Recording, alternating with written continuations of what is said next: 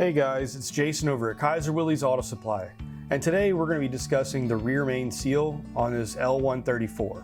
It's going to be the same seal that's used in the F-head as well, but what we're going to talk about is which direction that these seals are supposed to be installed. Now what we're going to talk about also is the lip.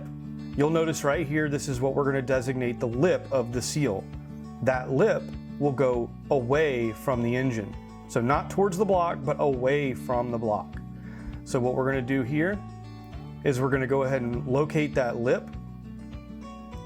You can see it right there. That lip is going to go away from the engine. So we're going to install it into the block side first.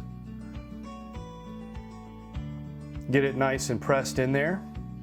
It's going to be a tight fit on these lipped seals.